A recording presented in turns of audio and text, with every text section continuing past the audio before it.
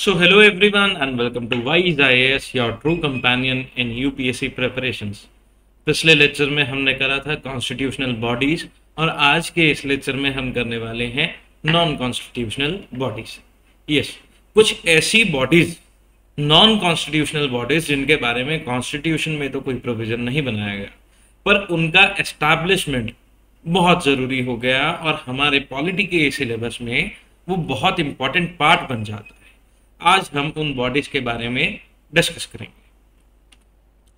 तो basically non constitutional bodies जो हैं ये बहुत सारी हैं।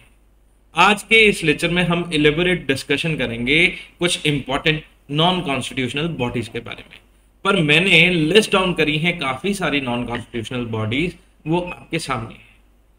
Council of scientific and industrial research, CSIR कहते हैं इसे। नेशनल इन्वेस्टिगेशन एजेंसी हो गया, food corporation of India FCI, competition commission of India, law commission of India, CVC central vigilance commission, SEBI securities and exchange board of India, national bank for agriculture and rural development NABARD कहते हैं इसे, NHRC national human rights commission, defence research and development organisation DRDO, Lokpal Lokayukta, Indian space research organisation, NITI Aayog planning commission था हमारा, उसको replace करके नीति आयोग बना दिया गया, national institution for transforming India. उसके बाद safety and standard authority of India, food safety and standards authority of India FSSAI, national green tribunal NGT, central bureau of investigation CBI,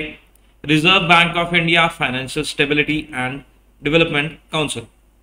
तो ये हमारी कुछ इंपॉर्टेंट जो हैं नॉन कॉन्स्टिट्यूशनल बॉडीज हैं। सबसे पहले हम चर्चा करेंगे आज के इस लेक्चर में नीति आयोग के बारे में।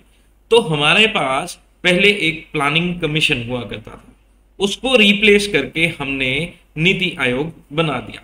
Planning commission was replaced by a new institution, NITI Aayog, on January 1st 2015 with emphasis on bottom up approach। तो इसमें बेसिकली हमारा बॉटम अप अप्रोच हुआ कि नीचे से जब हम ऊपर की तरफ देखते हैं, हम ग्रास रूट लेवल से जब ऊपर की तरफ देखते हैं तब हमारा ये बॉटम अप अप्रोच है। To investigate the vision and maximum governance, minimum government, echoing the spirit of cooperative federalism. यानी कि कोऑपरेटिव फेडरलिज्म के प्रिंसिपल को ध्यान में रखते हुए हमारा प्लानिंग कमीशन बनाया गया। अब बेसिकली ये हम बॉटम अप अप्रोच क्यों कहते हैं, क्योंकि जब हमारा प्लानिंग कमीशन था तब हमारा लोअर लेवल्स ऑफ गवर्नेंस में, लोअर लेवल ऑफ गवर्नमेंट का उसमें कोई रोल नहीं था। वो टॉप ऑफिशियल्स जो थे वही सब डिस्कस करते थे और प्लान इंप्लीमेंट करते थे। पर हमारा जो नीति आयोग आया उसमें हम डिफरेंस देखेंगे कि किस तरीके से हुआ। कंपोजिशन ऑफ नीति आयोग में चेयरपर्सन होते हैं इसके प्राइम मिनिस्टर, वाइस चेयरपर्सन होते हैं to be appointed by the prime minister. तो प्राइम मिनिस्टर अपॉइंट करते हैं वाइस चेयरमैन। गवर्निंग काउंसिल में chief minister of all the state and lieutenant governor of the UTs. तो एक काउंसिल बना दी जाती है, उसको कहते हैं गवर्निंग काउंसिल। उसमें चीफ मिनिस्टर्स होते हैं सभी स्टेट्स के और लेफ्टिनेंट गवर्नर्स होते हैं यूटीज के।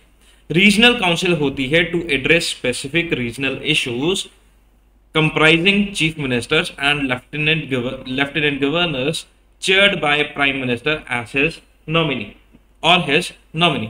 तो ये रीजनल काउंसिल जो है या तो प्राइम मिनिस्टर चेयर करेंगे या प्राइम मिनिस्टर कोई इंसान, कोई बंदा वहां अपॉइंट कर देंगे जो कि नॉमिनी हो उनका, वो चेयर करेगा regional council.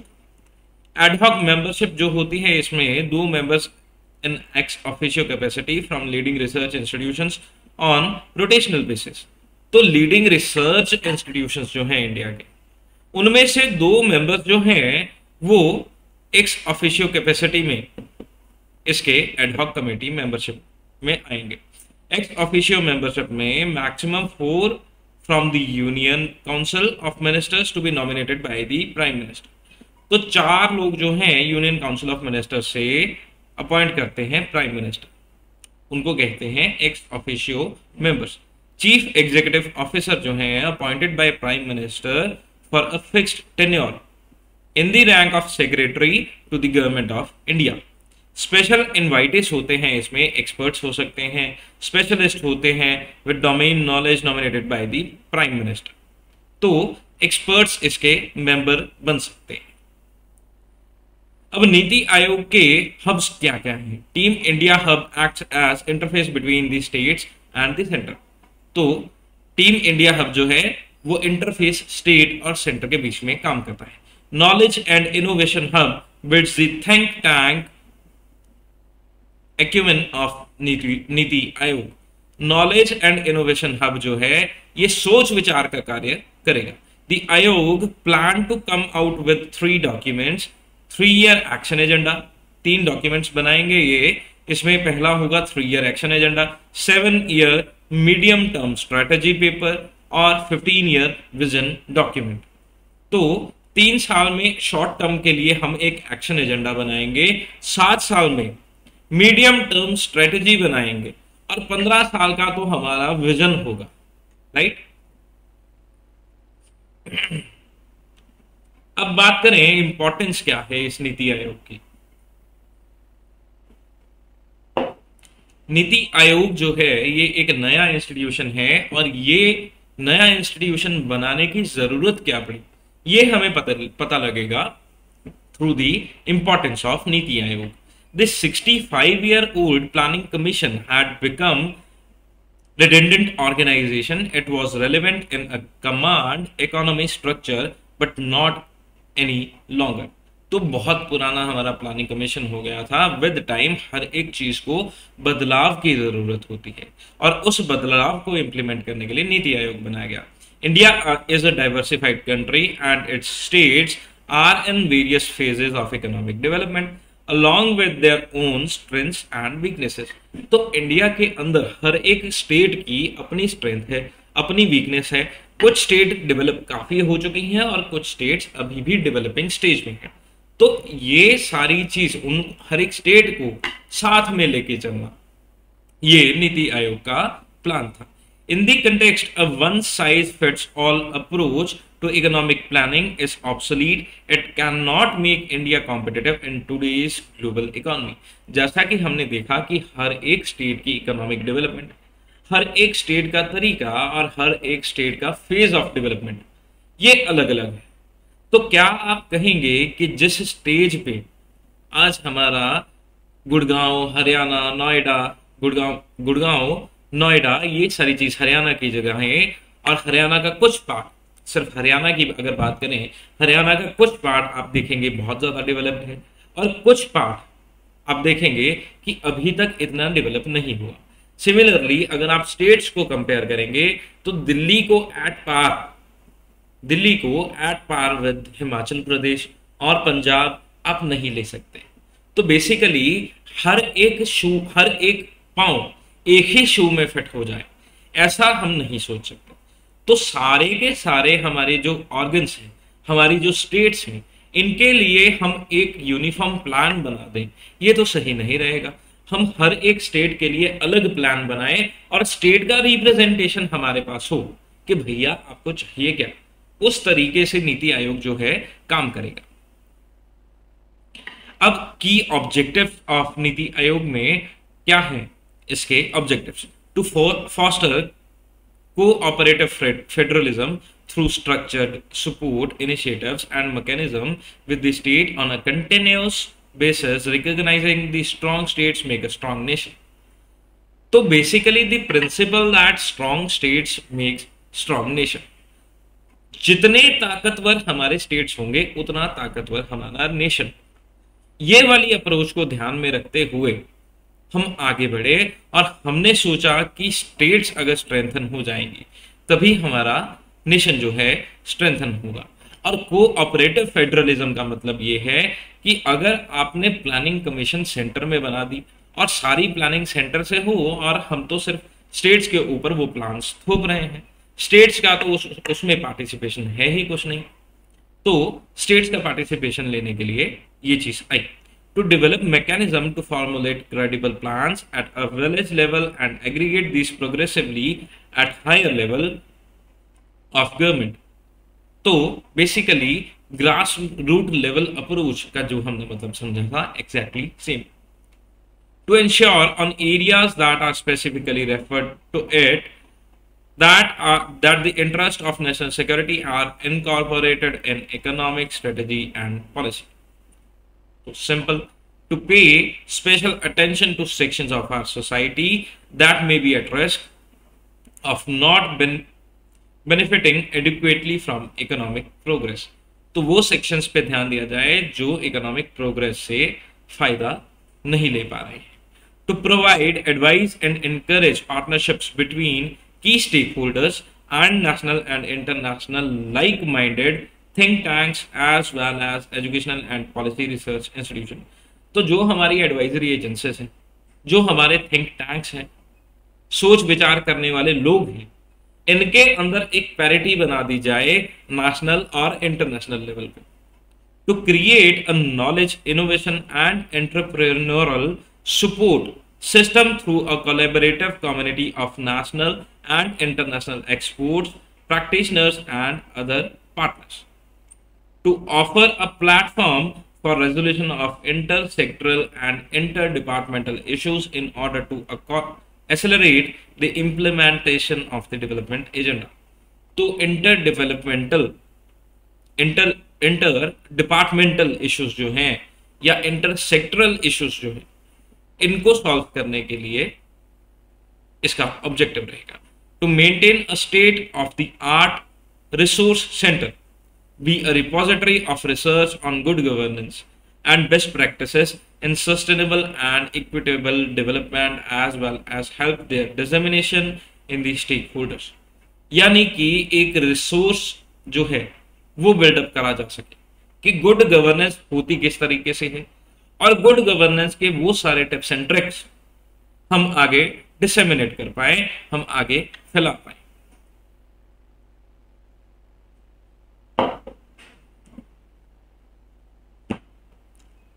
The next is your difference between नीति आयोग एंड प्लानिंग कमीशन। नीति आयोग और प्लानिंग कमीशन जो है, इनमें डिफरेंस आपसे पूछा जा सकता है, क्योंकि प्लानिंग कमीशन जो थी उसको रिप्लेस करके नीति आयोग तो आ गया। अब दोनों में डिफरेंस होगा तभी तो भैया प्लानिंग कमीशन को हटाकर नीति आयोग लाया गया, और इस डिफरेंस में आपको सब मालूम चलेगा कि ये दोनों डिफरेंट क्यों हैं और नीति आयोग की एक्स्ट्रा चीजें क्या है, और नीति आयोग अच्छा क्यों है प्लानिंग कमीशन से। नीति आयोग की बात करें, it serves as an advisory think tank, तो सोच विचार करने का यूनिट था, ये बन गया NITI Aayog. Planning commission, it served as extra constitutional body,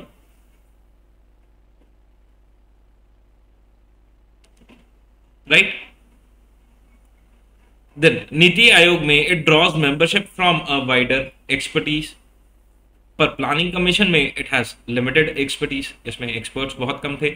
it serves NITI Aayog में it serves in spirit of cooperative federalism at state as states are equal partners, पर प्लानिंग कमीशन में states participated as spectators in annual plan meetings only.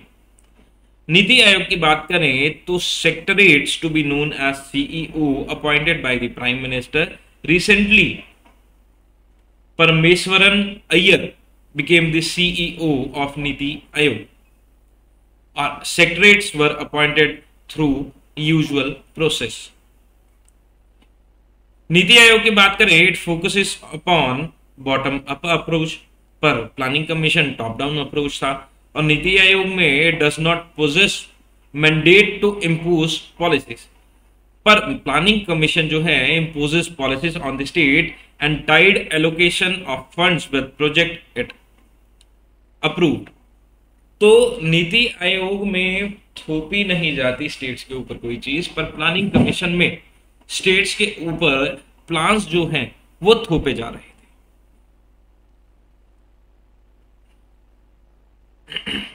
Niti Aayog की बात करें, it does not have power to allocate funds which are vested in the finance minister, planning commission की बात करें, it has power to allocate funds to ministers and the state governments. तो there was a major difference between Niti Aayog and planning commission. अब बात करते हैं NHRC, national human rights commission. इससे पहले कि हम NHRC के बारे में पढ़ें, हम पहले जानेंगे कि ह्यूमन राइट्स होते क्या हैं। As per UN definition, these rights are inherent to all human beings regardless of race, sex, nationality, ethnicity, language, religion or any other status। तो ये वाले राइट्स सभी को मिलने हैं।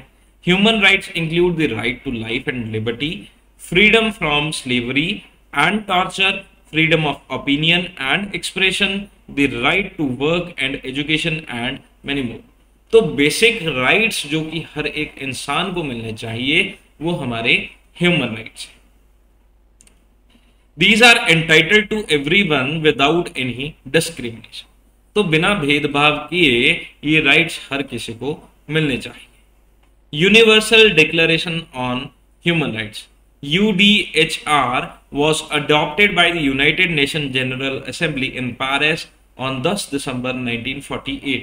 उसके बाद से it is a milestone declaration in the history of human rights, which sets out for the first time fundamental human rights to be universally protected। तो इसी दिन को 10 दिसंबर को हर साल ह्यूमन राइट्स डे के तरीके से मनाया जाता है। In due time, the growing importance of strengthening national human rights institution has been recognized, and in 1991, a UN meeting in Paris has developed a detailed set of principles that is Paris Principles। तो इनको कहते हैं Paris Principles। These principles became the foundation for the establishment and operation of the National Human Rights Institution।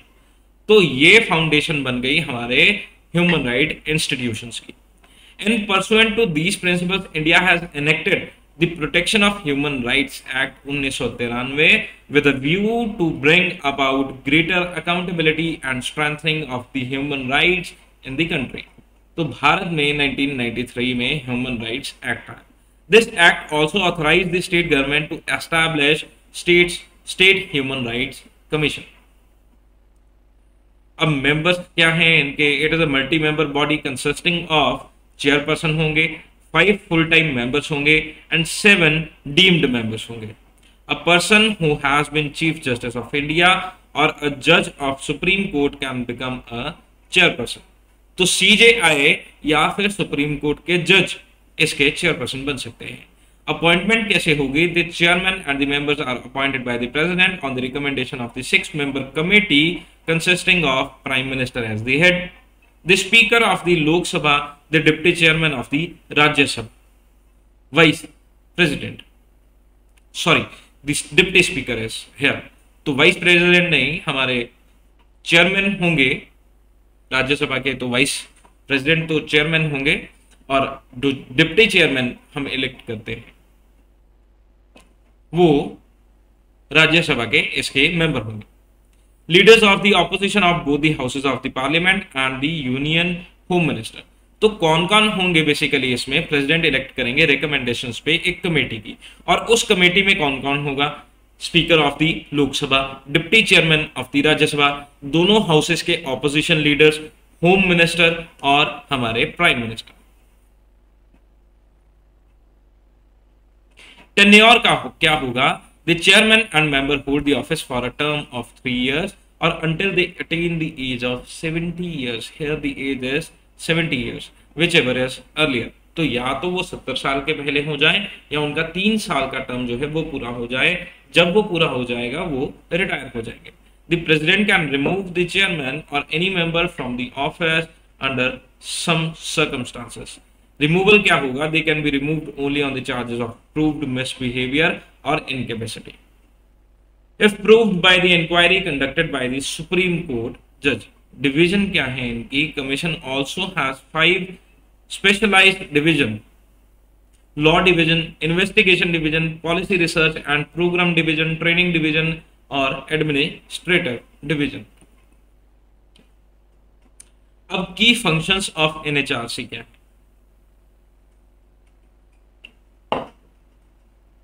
It has all the powers of a civil court and its proceedings have a judicial character.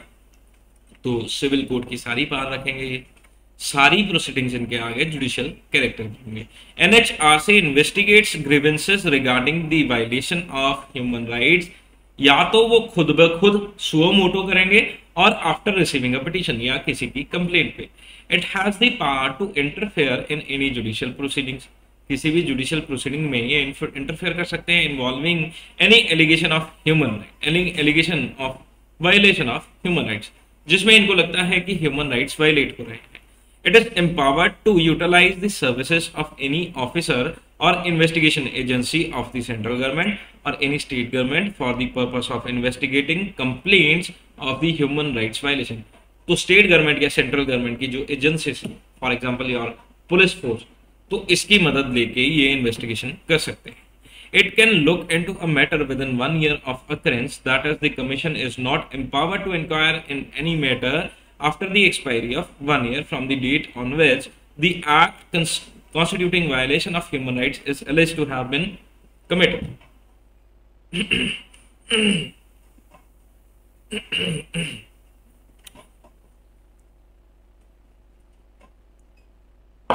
तो basically it is the period of limitation.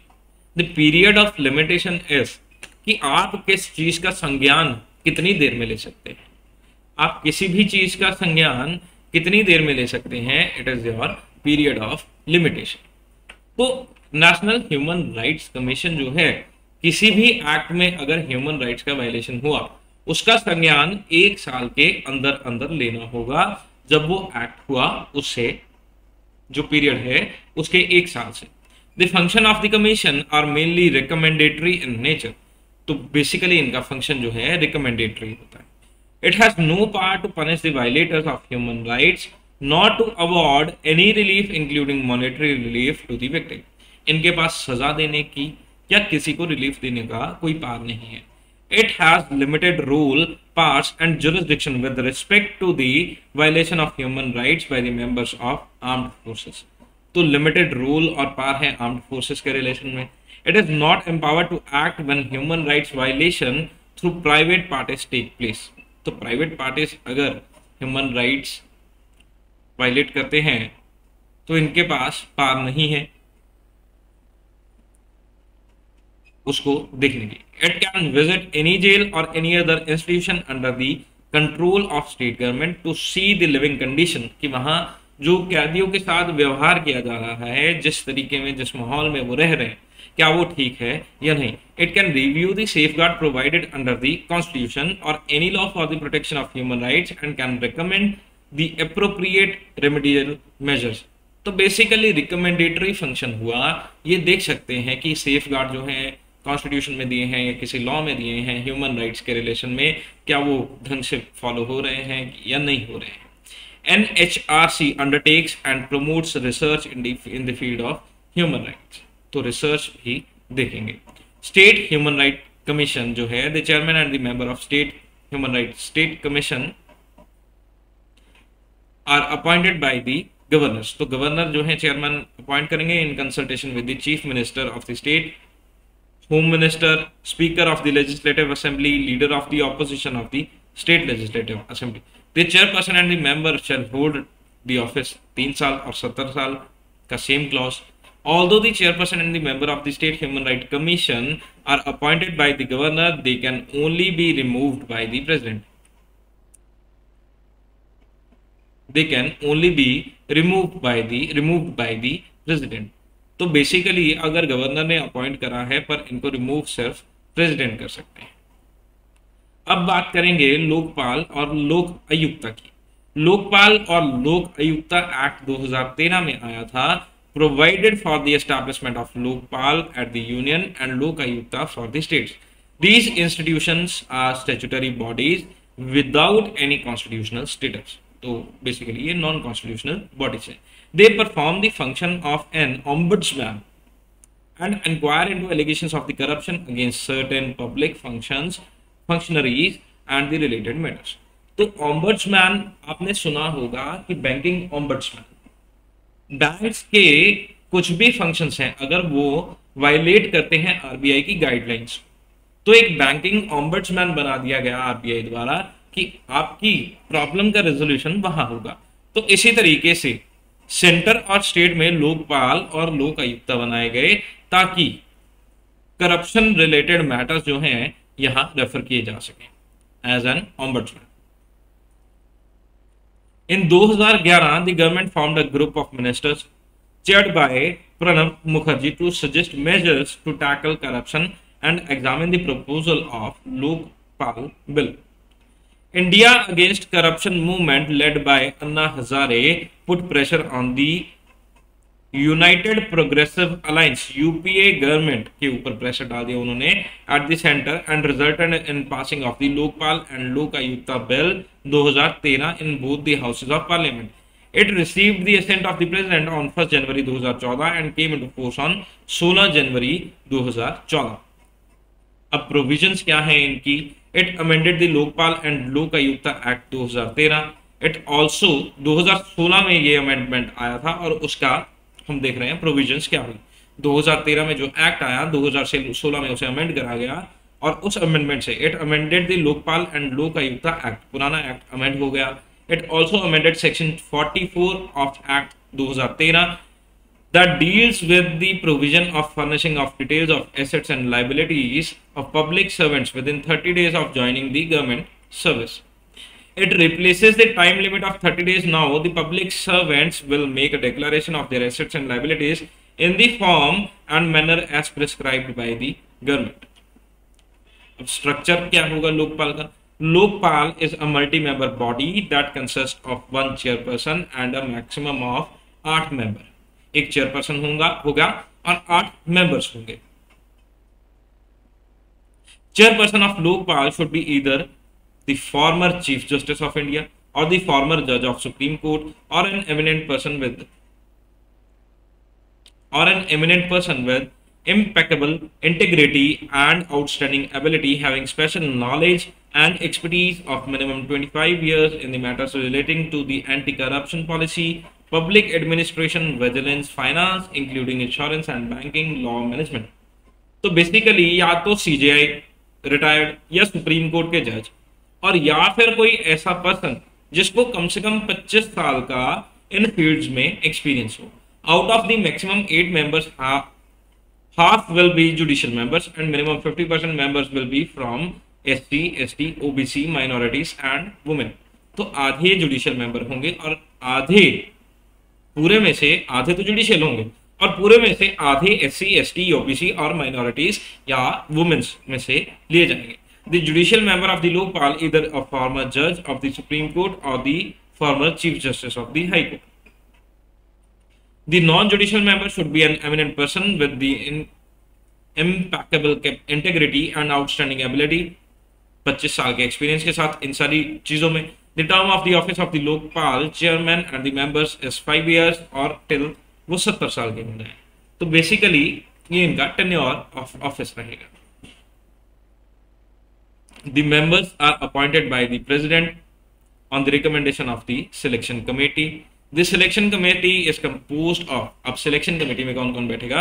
President, who is the chairman होगा, वो president जो prime minister होंगे वो chairman होंगे selection committee के। Speaker of the Lok Sabha होंगे, leader of the opposition of the Lok Sabha, chief justice of India, judge nominated on his or her or an eminent jurist।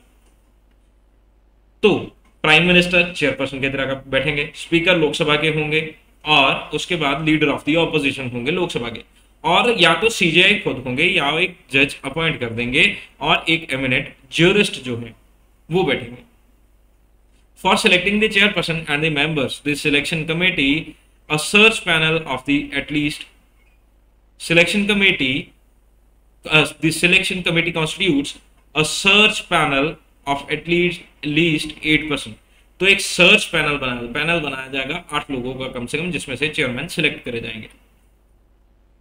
Jurisdiction of the Lokpal and its powers. अब jurisdiction क्या है लोकपाल की? Includes prime minister, ministers, members, parliament, group ABCD, officers and official of the central government. Jurisdiction of the Lokpal included the Prime Minister except on the allegations of corruption relating to international relations, security, the public order, atomic energy and space, right? The Lokpal does not have jurisdiction over minister and MPs in the matter of anything said in parliament or a vote given there.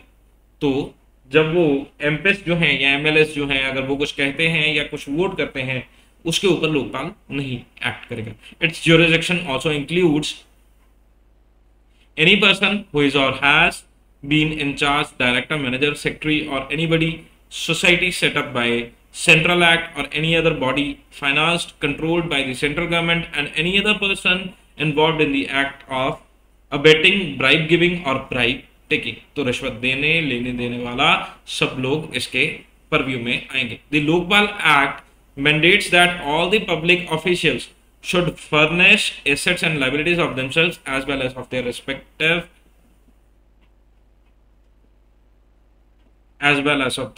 respective dependents.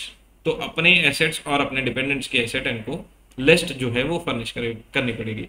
It has the power to superintendence over and to give directions to CBI. CBI को superintendence कर सकते हैं और directions दे सकते हैं. If Lokpal referred a case to CBI, the investigating officer in such case can not be transferred without the approval of Lokpal. अगर CBI को कोई इंफॉर्मेशन दे दी और भैया इन्वेस्टिगेटिंग ऑफिसर को ही सरकार बदल दे, ऐसा नहीं होगा. लोकपाल की परमिशन लेनी पड़ेगी फिर ट्रांसफर होगी. The inquiry wing of the Lokpal has been vested with the parts of a civil code. तो सिविल कोड की सारी पार्ट्स रहेंगी. Lokpal has parts of confiscation of assets, proceeds, receipts and benefits arising on procured by means of corruption in special circumstances. तो जो corruption से चीजें आई हैं उन सबको जब्त करा जा सकता है. Lokpal has the part to recommend transfer और suspension of public servant connected with allegation of corruption. तो लोकपाल रिकमेंड कर सकता है कि किसी एक व्यक्ति को, पब्लिक ऑफिसर, या तो ट्रांसफर कर दो या सस्पेंड कर दो क्योंकि उनके ऊपर एलिगेशंस ऑफ करप्शन है. Lokpal has the power to give directions to prevent the destruction of records during the preliminary inquiry. तो लोकपाल प्रीलिमिनरी इंक्वायरी के दौरान जो रिकॉर्ड्स हैं वो डिस्ट्रक्शन की डायरेक्शंस दे सकते हैं.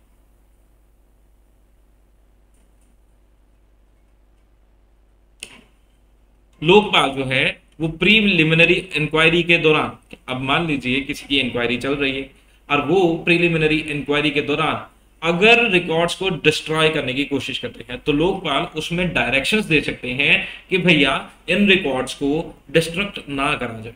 Earlier I am correcting the statement, वो रिकॉर्ड्स जो हैं वो डिस्ट्रक्ट ना किए जाएं, ऐसी इंस्ट्रक्शंस, ऐसी डायरेक्शंस लोकपाल दे सकता है क्योंकि वो इंक्वायरी में चाहिए.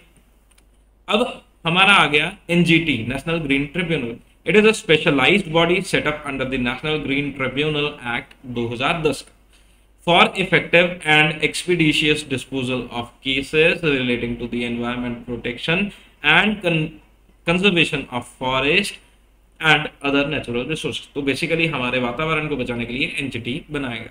With the establishment of the NGT, India became the third country in the world to set up a specialized environmental tribunal, only after Australia and New Zealand, the first developing countries to do so. तो Australia और New Zealand के बाद India में पहली बार environmental tribunal, वातावरण को बचाने के लिए एक ट्राइब्यूनल बना दिया गया. NGT is mandated to make disposal of application और अपील्स फाइनली विद इन 6 महीने on the filing of the same. The NGT has, मतलब एनजीटी के पास पार आ गई कि 6 महीने के अंदर वो सारे केसेस जो हैं डिस्पोज करेंगे शुरू होने से. The NGT has 5 places of sitting. वो कौन कौन से हैं? न्यू दिल्ली हो गया principal place of sitting, Bhopal हो गया, पुणे, कोलकाता, चेन्नई और आर दी अदर 4. तो भोपाल, पुणे, कोलकाता और चेन्नई और प्रिंसिपल प्लेस हो गया Delhi.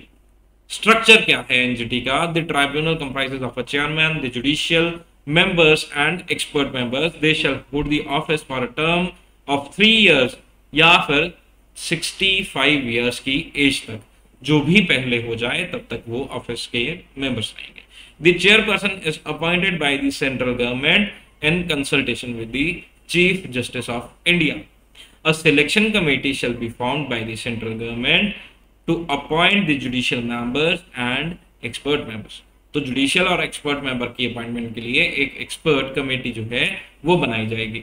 There are to be at least 10 and maximum 20 full time judicial members and expert member in the tribunal. तो कम से कम 10 और ज्यादा से ज्यादा 20 बंदे इसमें मेंबर्स होने चाहिए.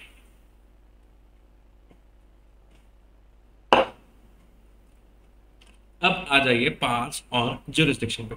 The tribunal has jurisdiction over all the civil cases involving substantial question relating to the environment, including enforcement of any legal right relating to environment. तो वातावरण के प्रति कोई भी प्रश्न आए वो इस ट्राइब्यूनल में जाएगा. In October 2021, the Supreme Court declared that the NGT position as a unique forum endowed with suo motu on its own motion power to take up environmental issues across the country. तो supreme court ने बोला कि NGT जो है जरूरी नहीं कि ये संज्ञान ले किसी भी चीज का जब इसके पास कोई एप्लीकेशन आए या कोई कंप्लेंट आए. एनजीटी खुद ब खुद किसी भी चीज का संज्ञान ले सकता है. As per Supreme Court, the role of NGT is not simply adjudicatory in nature. It has to perform equally vital roles that are preventative, ameliorative और remedial in nature. यानी कि किसी भी चीज को रोकने के लिए, किसी भी चीज को रोकने के लिए या किसी भी चीज को रेमेडी देने के लिए, किसी भी चीज को रोकना, चाहे वो चीज चल रही हो उसको बीच में रोकना, या कोई चीज शुरू ही ना हो उसके लिए, या फिर वो चीज हो गई है उसकी रेमेडी के तौर पे मेजर जो है वो लिए जा सकते हैं. Being a statutory adjudicatory body like courts, apart from original jurisdiction side on filing of an application, NGT also has appellate jurisdiction to hear appeal as a court. NGT जो है अपील्स भी ले सकती है. The tribunal is not bound by the procedure laid down under the civil procedure code 1908 but shall be guided by the prime principle of natural justice. तो basically natural justice के principle पे ये चलेगी. While passing any orders, decision, award, it shall apply the principle of sustainable development, the precautionary principle and the polluter pays principle. तो sustainable development का हमारा जो principal है ये बेसिकली क्या कहता है? सस्टेनेबल डेवलपमेंट का प्रिंसिपल ये कहता है कि किसी चीज की कॉस्ट के ऊपर हम अपने फायदे के लिए किसी दूसरी चीज को इस्तेमाल ना कर सके. यानी कि जो डेवलपमेंट हो, सस्टेनेबल हो, सबके डेवलपमेंट एक साथ हो, उसको हम कहेंगे sustainable development.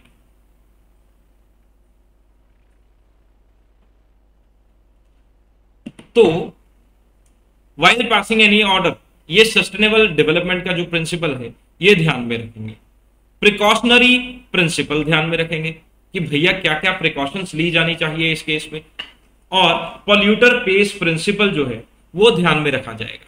Polluter pays principal जो आपका है ये प्रिंसिपल सीधा सीधा आपको कहता है कि भैया जो पॉल्यूशन करेगा वही पे करेगा, जो पॉल्यूशन करेगा वही पे करेगा. इसको कहते हैं पॉल्यूटर पेस प्रिंसिपल.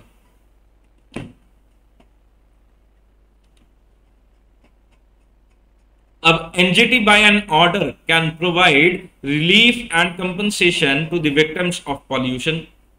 जो विक्टिम ऑफ पॉल्यूशन है उनको रिलीफ और कंपनसेशन दिया जा सकता है. And other environmental damage including accident occurring while handling any hazardous substance. तो एनवायरमेंटल डैमेज जो है while handling any, environmental damage जो है while handling any hazardous substance, किसी खतरनाक चीज को हैंडल करते हुए एनवायरमेंटल डैमेज अगर हो तो उसको भी रिलीफ, उस केस में जो जो विक्टिम्स हैं उस केस में एनजीटी रिलीफ प्रदान करेगा। For restitution of properties damage, for restitution of environmental for such area और एरिया एज द ट्रिब्यूनल में थिंक फिट। यानी कि जो प्रॉपर्टी खराब हो गई, जो प्रॉपर्टी को नुकसान हो गया या जो एनवायरमेंट को नुकसान हो गया, उसको रिस्टोर करना, उसको रेस्टिट्यूशन में लाना। रेस्टिट्यूशन इज जैसे वो पहले था उसी पोजीशन पे, उसी चीज को उसी तरीके से रिस्टोर करना। An order decision award of the tribunal is executable as a decree of a civil code. Civil code के ऑर्डर की तरह इसको एग्जीक्यूट कराया जा सकता है। The NGT act also provide a procedure for the penalty for non compliance. अगर इसका कंप्लायंस ना किया जाए तो एनजीटी एक्ट जो है ये हमें बताता है कि पेनल्टी क्या होगी अगर कंप्लायंस ना किया जाए। Imprisonment for a term which may extend to 3 साल, 3 साल की सजा हो सकती है, कैद हो सकती है। Fine which may extend to 10 crore rupees, 10 crore तक का फाइन हो सकता है। बोथ फाइन एंड इम्प्रिजनमेंट, तो फाइन और इम्प्रिजनमेंट दोनों हो सकते हैं। An appeal against the order decision award of the NGT lies to the Supreme Court generally within 90 days from the date of decision communication। तो एक अगर एनजीटी के डिसीजन से कोई एग्रीव्ड है तो वो सुप्रीम कोर्ट में अपील कर सकता है। The NGT deals with the civil cases under the 7 laws related to the environment। ये लॉ कौन कौन से हैं? Water prevention and control of pollution act 1974, the water prevention and control of pollution cess act 1977, the forest conservation act 1980 का, the air prevention and control of pollution act 1981 का, the environment protection act 1986 का, the public liability insurance act 1991 का, the biological diversities act 2002 का। तो ये था हमारा NGT. अब आइए सीबीआई पे, central bureau of investigation. The central bureau of investigation is a premier investigation police agency in India. तो it provides assistance to central vigilance commission and Lokpal. It functions under the superintendence of the department of personnel ministry of personnel pension and public grievances government of India, which falls under the Prime Minister's office. However, the investigation of the offences under the Prevention of Corruption Act, its superintendence vests with the Central Vigilance Commission। तो CVC के पास जो power है corruption related matters की आएगी। It is also the nodal police agency in India which coordinates investigation on behalf of the Interpol member countries। Interpol member countries की के behalf पे investigation जो है वो CBI करेगा। Its conviction rate is as high as 65 to 70%। 65 से 70% cases में ये सजा देते हैं and is comparable to the best investigation agencies in the world.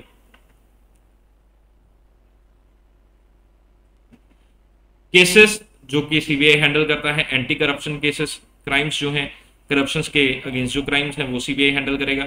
Economic crimes जो है ये सारे एक्ट्स के अंदर वो सीबीआई जो है हैंडल करेगा।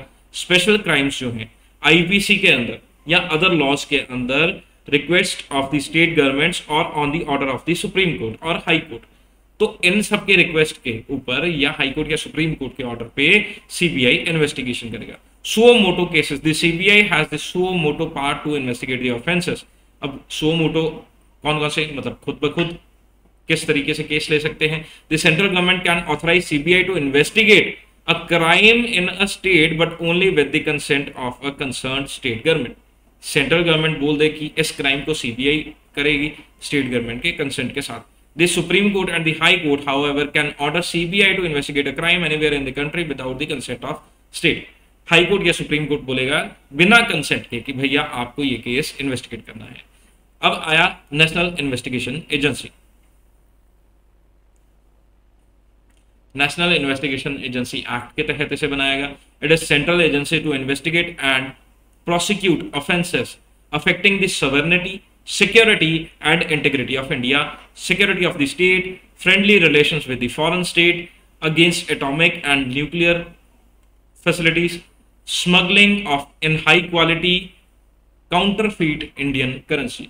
तो बेसिकली ऐसे ऑफेंसेस जो है वो एनआईए डील करेगा, इन्वेस्टिगेट करेगा। It implements international treaties, agreements, conventions and resolutions of the UN, its agencies and international organisation. तो इंटरनेशनल हमारी जो ट्रीटीज हैं तो उसके लिए भी एनआईए काम करेगा। Its objective is also to combat terror in India. Terrorism को कॉम्बैट करने के लिए, उसके ऊपर जीत पाने के लिए एनआईए काम करेगा। It acts as a central counter terrorism law enforcement agency. Exactly terrorism का खात्मा करने के लिए इसे बनाया गया है।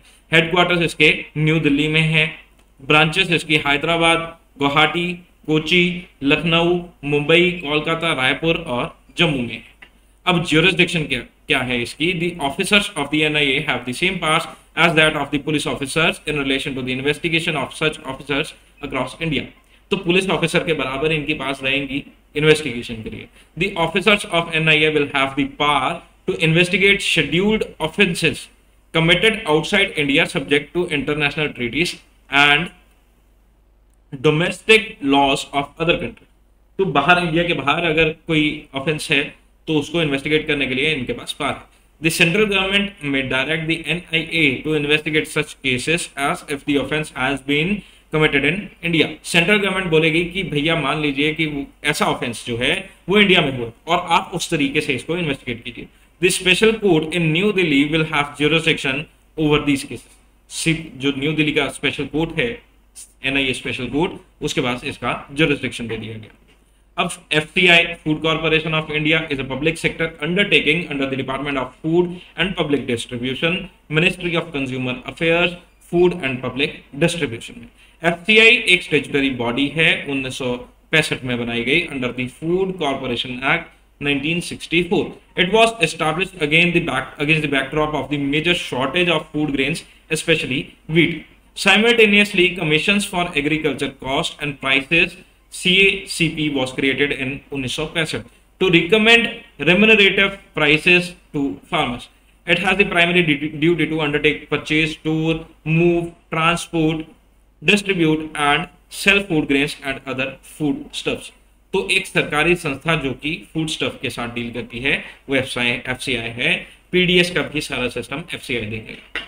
Law commission of India is the next. Law commission of India is neither a constitutional body nor a statutory body. It is an executive body established by an order of the government of India. Its major function is to work for legal reforms. तो legal reforms के लिए ये काम करेगा, ना तो constitution ने बनाया ना किसी लॉ ने बनाया। The commission is established for a fixed tenure and works as an advisory body for the ministry of law and justice. Its membership primarily comprises legal experts. अब लॉ का काम है तो भैया लीगल एक्सपर्ट्स ही तो काम करेंगे इसमें। Functions of the Law Commission क्या है? The Law Commission, as a reference made it by the central government or suo motu, undertakes research करेंगे ये लॉ में, लॉ की कोई भी रिव्यू करेंगे किसी वर्किंग ऑफ लॉ को। It also undertakes studies and research for bringing reforms in the justice delivery system for elimination of delay in the procedure, speedy disposal. अब जो हमारे देश में लॉ है, justice is delayed, justice delayed is justice denied. तो अगर न्याय ही देर से मिलेगा तो न्याय को मना कर देना, न्याय देने से मना कर देना या न्याय में देरी करना, ये एक बराबर है। तो ये देरी ना हो, इसके ऊपर ये संस्था काम करेगी। Next is your SEBI. SEBI एक स्टैट्यूटरी बॉडी है, stock exchange board of India. Securities के ट्रांजैक्शन को रेगुलेट करने के लिए सेबी बनाया गया। स्ट्रक्चर क्या है? सेबी का एक चेयरमैन होगा and several other whole time and part time members. SEBI also appoints various committees wherever required to look into the pressing issues at that time. Further, Securities Appellate Tribunal has been constituted to protect the interest of the entities that feel aggrieved by the SEBI decision। तो SEBI के decision से अगर कोई aggrieved है तो Securities Appellate Tribunal SAT बनाया गया। SAT consists of a presiding officer and 2 other members. It has the same power vested in a civil court। Civil court जैसी पावर होंगी। Further, if any person feels aggrieved by SAT's decision, it can appeal to the Supreme Court के पास जा सकते हैं। अब powers और functions जो हैं, quasi legislative and quasi judicial body है ये, that can draft regulation, conduct inquiries, pass rulings and impose penalties. तो रूल्स भी बना सकते हैं और फैसले भी दे सकते हैं, पर क्वासी जुडिशियल नेचर से। Its function to fulfill the requirement of three categories: issuance, issuers, investors और इंटरमीडिएटरीज को ये कंट्रोल करेंगे. By Securities Law Amendment Act 2014, SEBI is now able to regulate any money pooling scheme 100 crore रुपए और उससे ज्यादा की and attach assets in cases of non-compliance. SEBI chairman has the authority to search and seizure operations. SEBI board can also seek information such as telephone call, data records from any person और entities. किसी भी तरीके की ये information ले सकते हैं. SEBI perform functions of registration and regulation of the working of the venture capital funds and collective investment scheme. ऐसी सारी schemes जो हैं इसको regulate करेंगे. It also works for promotion and regulating self-regulatory organization and prohibiting fraudulent and unfair practices. तो fraudulent और unfair trade practices को securities market में SEBI देखेगा. अब क्वेश्चंस की बात करें, प्रीलिमिनरी पॉइंट ऑफ व्यू से आपके ये क्वेश्चंस बनेंगे. Consider the following statement. NITI Aayog was established through executive resolution. NITI Aayog एक एग्जीक्यूटिव रेजोल्यूशन से बनाया गया था. NITI Aayog the policy think tank of the government of India. बिल्कुल सही. तो the correct answer is C, both 1 and 2 दोनों स्टेटमेंट सही हैं. With reference to the functions of the national human rights commission, which of the following statement is are correct? To inquire into any violation of the human rights or negligence in the prevention of such violation. Yes, ये human rights के cases में जो कोई भी violation है उसको देखेंगे. To visit jails and detention places, to study the living of the conditions of the inmates and take recommendations thereon. To study treaties and other international instruments on human rights and make recommendations for the effective implementation. Select the correct answer. तो सारे के सारे इसमें सही. Answer is 1, 2 and 3. आपके mains point of view से आपसे direct question पूछा जाएगा. तो basically its NITI Aayog, not Nitin here. There is a correction. Why do we need NITI Aayog? What was the need to transform the existing planning commission? बहुत ही आसान. Enumerate various function of SEBI से पूछे जा सकते हैं. NHRC, national investigating agency. तो आपको सभी के फंक्शंस में से कुछ भी पूछा जा सकता है. तो very simple, crisp and clear. This was all for today's lecture. Thank you, take care, bye bye, see you in the next class.